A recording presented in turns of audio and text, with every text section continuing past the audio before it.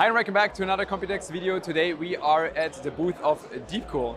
And that is particularly interesting for me because we visited DeepCool in China a few weeks ago, did a factory tour for you.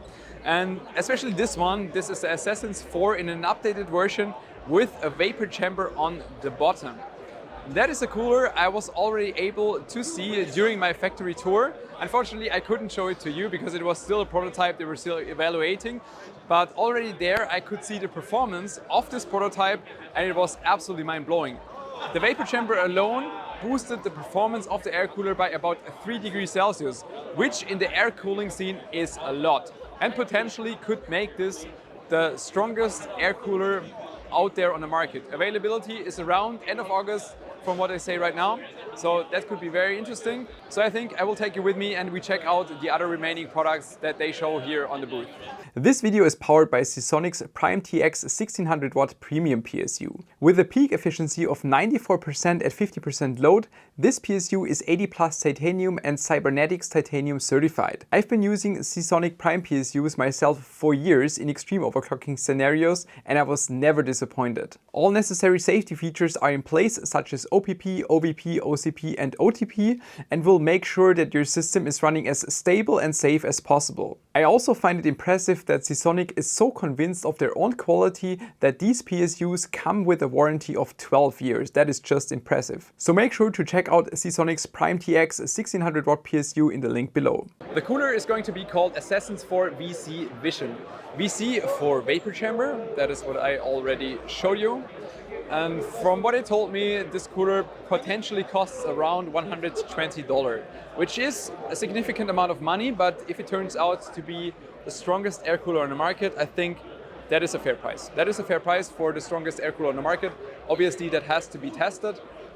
Vision, because there is this display on here, which you probably already know from previous DeepCool products, but it allows to monitor different system parameters such as CPU usage, power consumption, clock, and for example the temperature. There's also an update for AK400 and AK620. The digital version you might already know, but now there's the Digital Pro. The only difference for the Pro version is that they come with an upgraded fan.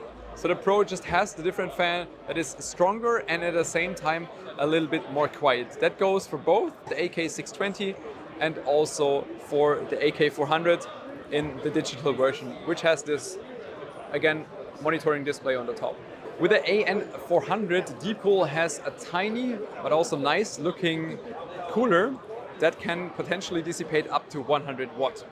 They also specifically told me that if you're looking for the highest possible performance, you should kind of avoid the black painted version because the natural version without the black paint can dissipate a little bit more heat and will result in about 1 to 2 degrees Celsius lower temperature. I mean, that's not changing the world, but if you're building a small form factor build and you might not even see the cooler, might definitely make sense to go for the natural version instead of the black painted version. What is cool though is that you can look inside the bearing and also the motor. There are LEDs inside, so that is a nice effect. And that's also what you have on the new fan, which is called the FT12 or FT14, depending on the size.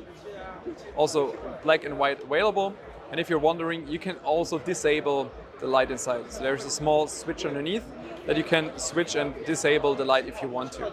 With the FT12 ARGB, FT14 and an FT14 ARGB, DeepCool also has some case fans there that are on display right here, all daisy chainable. And if you paid attention in our factory tour, you maybe also spotted parts where they made actually this fan. And seeing the factory, seeing how this fan is made and then seeing it live on display is actually pretty cool. And talking about cool features, there is a case which is BTF and Project Zero compatible. That's the CH560R. What I personally find pretty cool about it is the front. So they have this pixel matrix thing, so you can add your own shape to it, your own ideas. I'm not quite sure how the system works, of how you can get those pixels, because I asked them if they're on sale separately and they said no. But apparently if you buy the case, you can reach out to DeepCool and then just get it sent to afterwards. Yeah, not quite sure about the solution, but there's also a different case over there where I think it looks pretty cool. The CH170 digital, I'm pretty sure you already saw this one, but here we have those pixels that can be added to the system. You can see it on here on the top, also the front.